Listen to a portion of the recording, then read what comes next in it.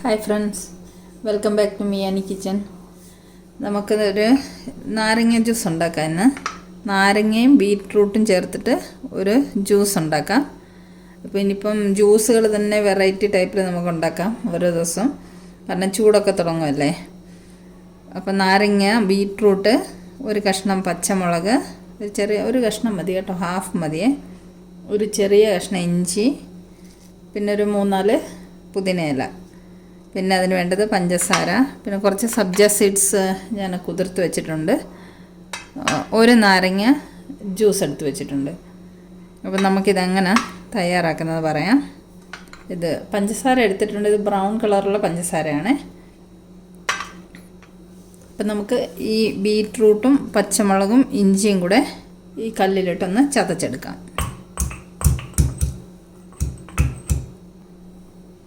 Beetroot, ഇഞ്ചി, പച്ചമുളക്, പുതിനയില ഇതെല്ലാം കൂടെ ചതച്ചെടുത്തിട്ടുണ്ട്. ഇവിടെ നമ്മൾ പഞ്ചസാര വെള്ളത്തിൽ അലിയിച്ച് വെച്ചിട്ടുണ്ട്. ഇത് ബ്രൗൺ കളറുള്ള ഷുഗർ ആയതുകൊണ്ടാണ് ഈ കളറ് വെള്ളത്തിന്. അപ്പം നമുക്കിനി ഈ പഞ്ചസാര കലക്കി വെച്ചിരിക്കുന്ന വെള്ളത്തിലേക്ക് ഈ ചതച്ച് വെച്ച സാധനങ്ങളെല്ലാം കൂടി ഇട്ടിട്ട് നമുക്ക് മിക്സ് ചെയ്യാം. മിക്സ് ചെയ്തിട്ട് നമുക്കത് അരിച്ചെടുക്കാം. നമ്മൾ ചതച്ചെടുത്ത സാധനങ്ങളെല്ലാം കൂടെ പഞ്ചസാര കലക്കി വെച്ച വെള്ളത്തിലേക്ക് മിക്സ് ചെയ്തിട്ടുണ്ട്. ബീറ്റ്റൂട്ട് ഇട്ടത് കൊണ്ട് നല്ല കളർ വന്നിട്ടുണ്ട് ജ്യൂസിന്. ഇനി നമുക്കിതൊന്ന് അരിച്ചെടുത്തിട്ട് ഇതിൻ്റെ വേസ്റ്റൊക്കെ മാറ്റിക്കളയാം. ഇത് ജ്യൂസ് അരിച്ചെടുത്ത് കൊണ്ടുവന്നിട്ടുണ്ട്. ഇനി നമുക്കിത് ലെമൺ ജ്യൂസൊക്കെ ഒഴിച്ച് മിക്സ് ചെയ്തെടുക്കാം. ഇതിലേക്ക് ഒരു നാരങ്ങയുടെ ജ്യൂസ് ഒഴിച്ചു കൊടുക്കുന്നു. ഇളക്കി കൊടുക്കാം.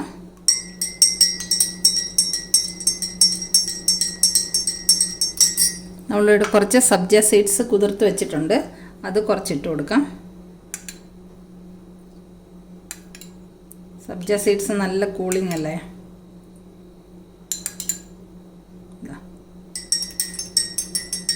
ഹെൽത്തി ആയിട്ടുള്ള ജ്യൂസ് ഇവിടെ റെഡി ആയിട്ടുണ്ട്.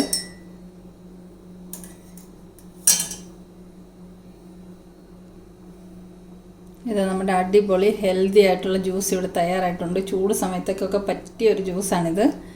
ബീറ്റ്റൂട്ടൊക്കെ ഇടുന്നതുകൊണ്ട് നല്ല ഹെൽത്തി ആയിട്ടുള്ളൊരു ജ്യൂസാണിത്.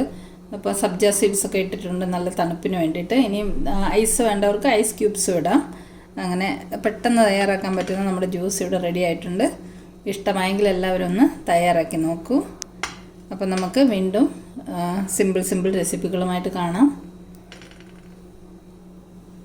വീഡിയോ ഇഷ്ടമായവർ ലൈക്ക് ചെയ്യാനും സബ്സ്ക്രൈബ് ചെയ്യാനും ഷെയർ ചെയ്യാനും മറക്കരുത്.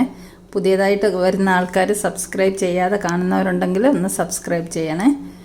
അപ്പം നമുക്ക് മറ്റൊരു വീഡിയോയുമായി വീണ്ടും കാണാം. Thank you so much.